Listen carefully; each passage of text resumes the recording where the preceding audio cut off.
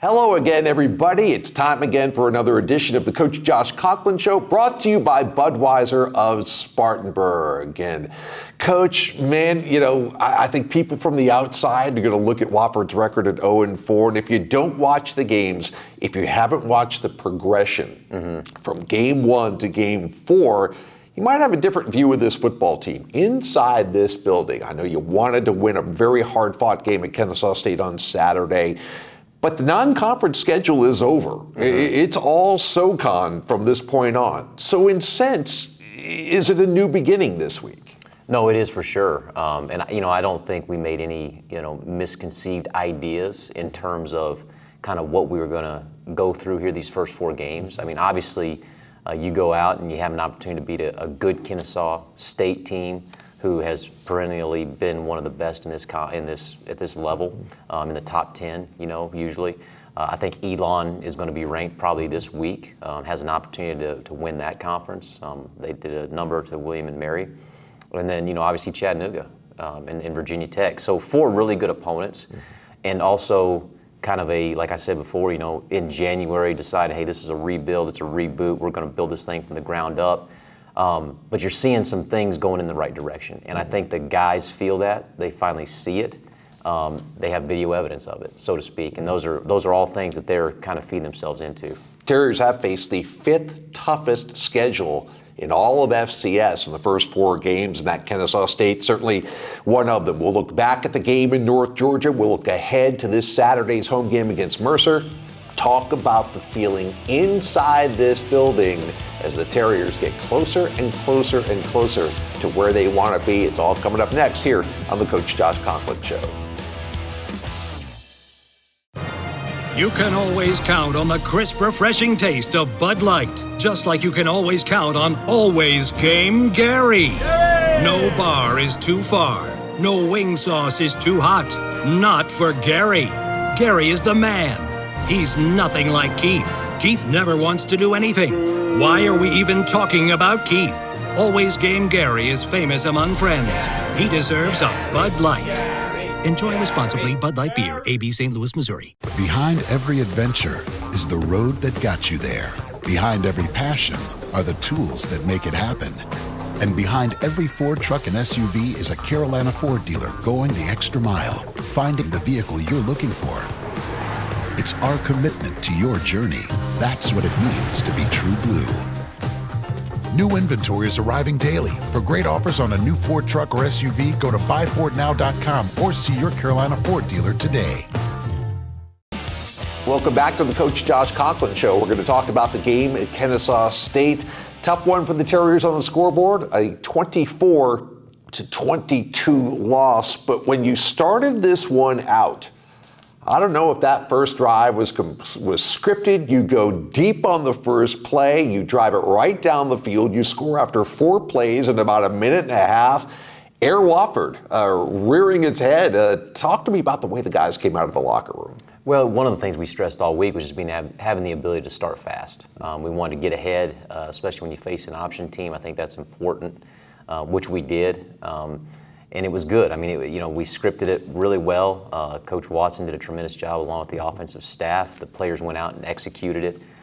But I think, the thing that you're seeing with the offense, obviously, is you have the ability to make some of these splash plays that we were talking about before. And we hadn't had those plays, and now we're starting to see those plays. But it's the guys taking the coaching from the classroom to the practice field, and now they're taking it to the game field. And that's the video evidence that we're talking about. So, great way to start.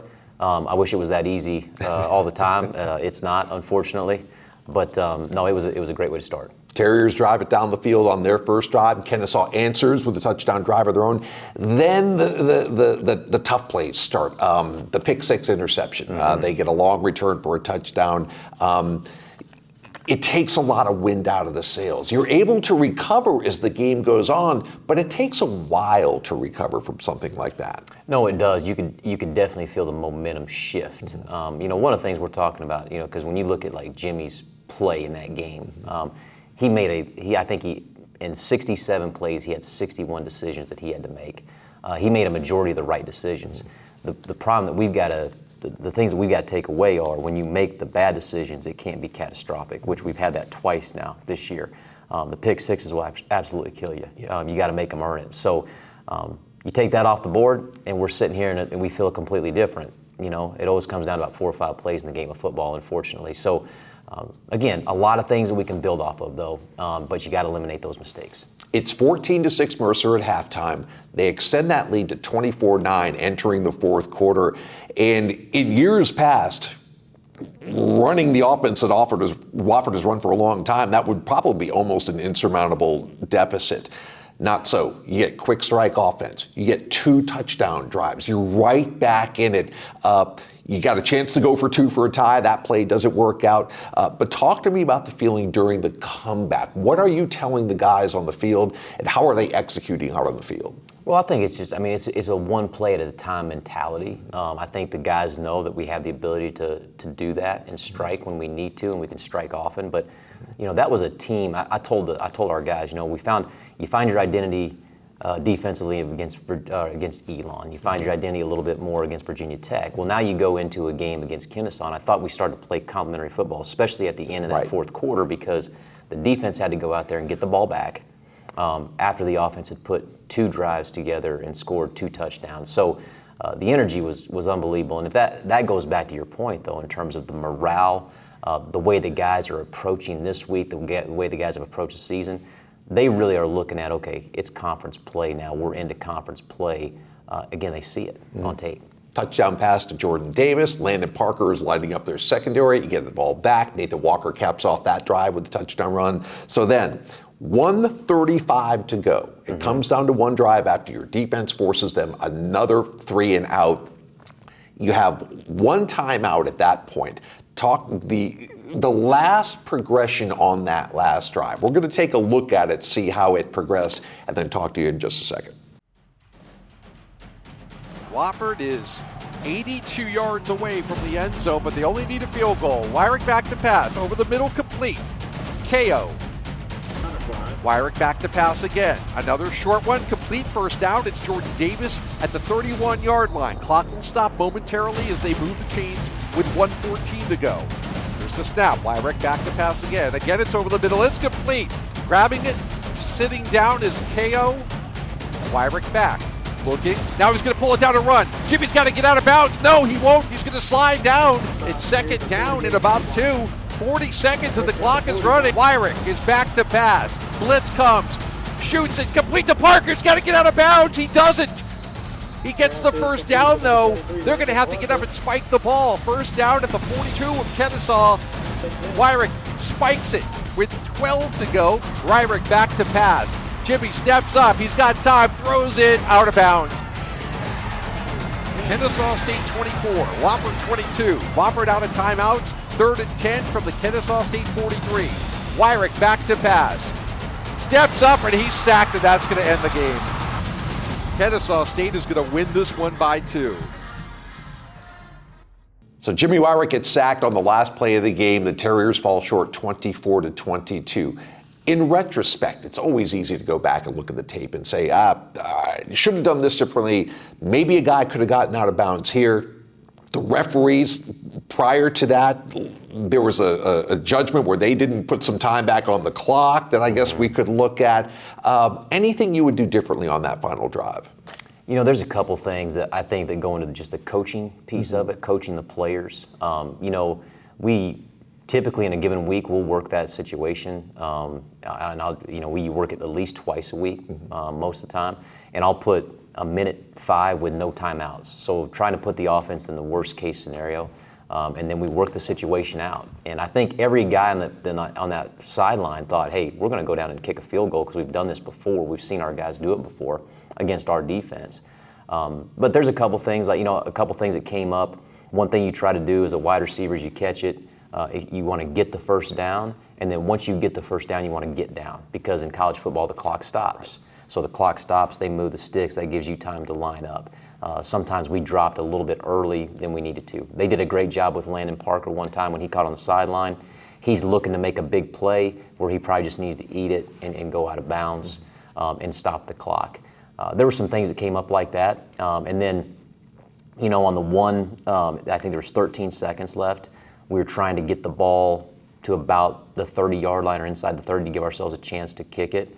Again, that's going to be a situation where we throw it. It's probably going to go 5, 4, 3, 2, and then we kill it and then walk the field goal team out. So all those things we were in good position. We just didn't execute that last play to get that done. And to me, watching this over the years at many different levels, that's the hardest thing to replicate in practice. You can replicate what we're going to do here, but when the adrenaline's pumping and the crowd's going and everybody's going in 18 directions, you gotta. There's a reason why Tom Brady can do it now, because he's done it in game conditions for 20 years. That's something that's going to come with time, and I agree with what you said on that. So in retrospect, the 2-point loss, I do have to point out Jimmy Wyrick set a couple of school records, most yards, most completions, records that have held here for 50 years. So you've talked about how his decision making, but his toughness and stick-to-itiveness was something that we saw as well. Yeah, no, I mean, it's, I think collectively as a coaching staff, what he's been able to do over these last 4 games. It's the first time in his career that he's played 4 consecutive games as a starter. He's going to get better. We got to clean up some of his decision making. Sometimes he forces things, and that's a double-edged sword. He's a guy that you wanted to play on instincts, right? So it's always that dichotomy of going back and forth between instinctual football and then making the good decisions. But what I was probably the most proud of him was he threw it, but then he gave us a chance to get back in the football game. And you talk about toughness and grit, and a guy that gets it and a guy that wants it, he wants it. So I think you can win some games with a guy like that. Well, let's hope we see the effects of all this progression in a positive fashion kind of implement itself out on the field. Big home game coming up against the Mercer Bears this Saturday. We'll preview that next. Black and gold. Bold. A victory story about to be told. Grit, toughness, and tenacity. A hub of hard work in Hub City. We're on these wins like dogs on a bone. In the zone. Our place, in your face. Won't leave you alone. Strength, speed, fire, true. I'm sorry, do these things trouble you? We're Wofford College. We fly the W. Ingalls, proud partner of the Wofford Terriers. It doesn't matter if you're active on the road or in the gym. Your body is your strongest tool. Spartanburg Regional Sports Medicine Institute is here to push you to the next level. With partnerships across Spartanburg County schools, we're here when it happens. We diagnose, treat, and heal at the Sports Medicine Institute to get you back and active, in the gym, in the game, and to the next level. We never quit because you never quit. Think big. Something life-changing. I'm talking education. Let's get inventive. Blow things up in a good way. Do it for 20 years? Wake up and education has received billions in funding. Who does all this? If you've ever played one of these or these, that would be you. Yeah, thank you. Welcome back to the Coach Josh Conklin Show, brought to you by Budweiser of Spartanburg. I'm Jim Noble. Mercer comes to Spartanburg this weekend. The Bears are 3-1. Their only loss is to Auburn. They are an offensive machine, and we saw that in Macon last year, but they've got a great quarterback. They've got a talented core of runners, and they've got 2 of the best wide receivers you'll face all year in the Southern Conference. So we've talked so much about the Wofford offense the last couple of weeks. The defense, who has been playing really, really good, has got to be on top of their game this weekend, no? Yeah, no, it's going to be a huge challenge for us. I think you got 2 playmakers out there on the perimeter, like you said, and you got to kind of pick your poison a little bit in terms of how you want to defend them, because they have the ability to run the ball as well. I think they've got 2 transfer running backs, I believe, or 2 new guys at running back that also do a really good job. So defensively, we've done a good job. We've continued to grow, but it'll be one heck of a challenge this week. How do you feel about the secondary? Are they able to run with these guys? And of course, getting to the passer is the other part of that equation, things like that. We started to do that a little bit more, whereas Kennesaw State might not be the best test in that. They're not a traditional drop-back passing thing. You always talk about complementary defense and all 3 levels of the defense helping each other. I've got to imagine that's the potion for this weekend. No, it is. And I think the biggest thing that you can't do with these guys, you got to make them earn every blade of grass that they get. You can't give them cheap ones, which we did last year. So we've got to put together a great plan, and then we've got to be able to go execute the plan, and we got to be able to play with the same energy and the same effort that we've played with the last couple weeks in order to defend these guys the way that it's going to take to win the game.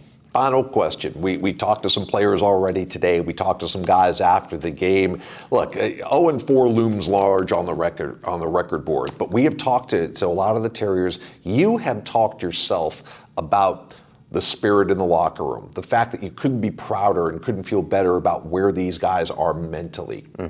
That doesn't happen by accident.